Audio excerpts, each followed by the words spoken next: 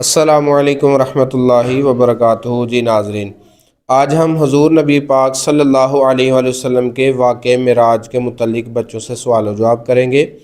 تو سب سے پہلا سوال یہ ہے کہ کیا واقعہ معراج کا ذکر قرآن پاک میں آیا ہے، اور اگر آیا ہے تو کس مقام پر؟ کون اس کا جواب دے گا؟ جی اس کا جواب علی حسن بھائی دیں گے۔ بسم اللہ الرحمن الرحیم۔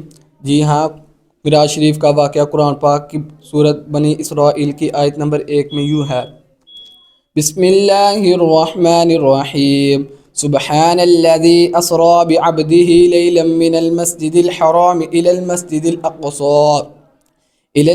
الأقصى الذي باركنا حوله لنريه من آياتنا إنه هو السميع البصير۔ دوسرا سوال کریں گے کہ مسجد حرام سے مسجد اقصی کی مسافت کتنی ہے؟ کون؟ بسم اللہ الرحمن الرحیم، مسجد حرام سے مسجد اقصی کی مسافت 30 دن کی ہے۔ تیسرا سوال کریں گے کہ آپ صلی اللہ علیہ وآلہ وسلم کو جو معراج میں سیر کروائی گئی وہ خواب کی حالت میں کروائی گئی یا بیداری کی حالت میں کروائی گئی؟ اس کا کون جواب دے گا؟ جی اس کا جواب دیں گے شہیر بھائی، اس کا جواب دیں گے۔ بسم اللہ الرحمن الرحیم، معراج شریف بحالت بیداری میں روح اور جسم کے ساتھ ہوئی۔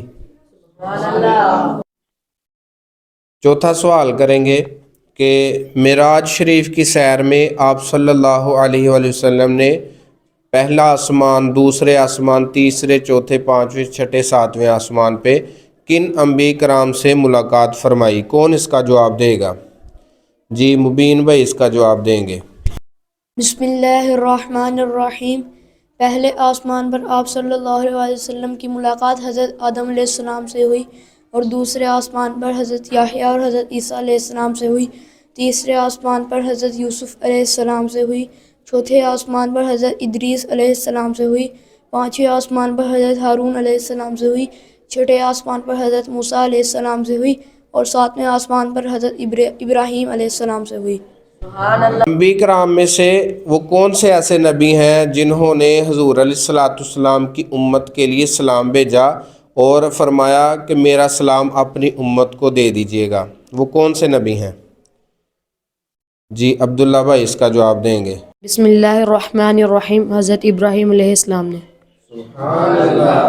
اور سوال کریں گے کہ کیا دنیاوی زندگی میں کسی کو، کسی بزرگ یا کسی صحابی یا کسی نبی کو اللہ تعالیٰ کا دیدار ہوا یا نہیں؟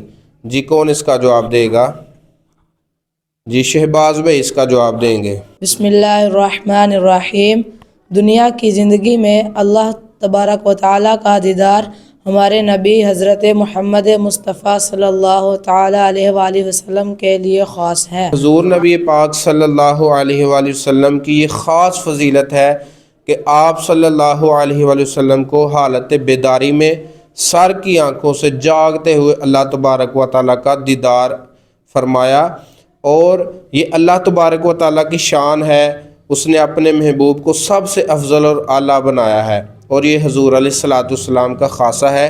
اسی لیے اعلیٰ حضرت فرماتے ہیں سب سے اعلیٰ و اعلیٰ ہمارا نبی، سب سے بالا و بالا ہمارا نبی، خلق سے اولیاء، اولیاء سے رسول، اور رسولوں سے اعلیٰ ہمارا نبی۔